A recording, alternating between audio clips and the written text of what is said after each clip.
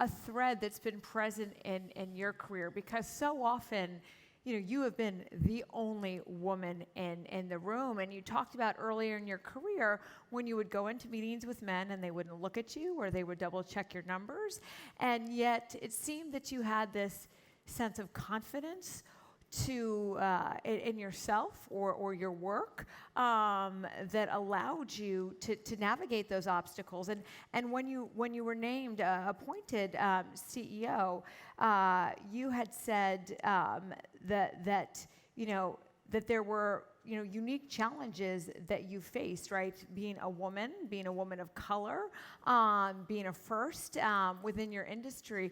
Talk a little bit about how you navigated that and where you drew from to have the anchor in these challenges. Look, in my early days working in corporate America, I never really fit in because I dressed differently. I didn't have money to have good clothes. So I'd buy 2 suits, a black suit and a beige suit, and I'd make 4 suits out of it. I'd mix and match them. And the 5th day, I always worried about, what am I going to do? Am I going to repeat the cycle? So nobody gave me dressing instructions. Did you worry about fitting in? I worried about how I was perceived because I was the only woman, right? Already walking in, I looked different. I didn't want my clothes also to give people some sort of a sartorial seizure. So it was one of those things where I knew I didn't dress very well because I'd look at the other women and say, wow, how do they pull it off? So beautifully coiffed, they look so well put together. Why do I look always a black suit, beige suit, white blouse? Always the same. I decided after a while that I'm never going to win the looks battle. So I'm going to focus on the brains part. So I focused on doing a job better than anybody else could do it. So pretty soon, people started to say, we only want Indra on the assignment, or let's put Indra on the job, because they got very comfortable that if you gave it to her or gave it to me, it will get done. Not just get done, it'll get done exceedingly well.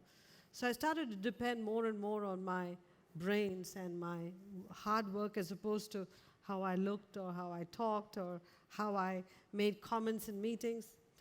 That comes with a package, So think of me not as a complete package, but as a brain wrapped in ways that you are not familiar with.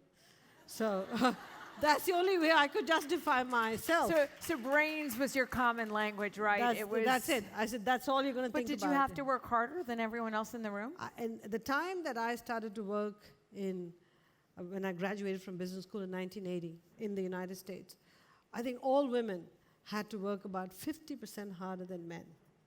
I think today it's about 20%. It's still, you've got to work harder than the men. But when I started, it was 50% harder than men. And being somebody of a different ethnicity, different way of dressing, I had 50 plus. At least that's my perception. Nobody gave me this number. I'm just throwing out these numbers, guys. There is no scientific You're a pretty study. smart woman. I feel like it's that's how it felt at that time. Yeah. That's how it felt. And so, in a way, the fact that I had to fight for everything just made me a better person. But in retrospect, there were a lot of trade-offs one had to make because you needed time to do things so well. So it came out of some other bucket. And I want to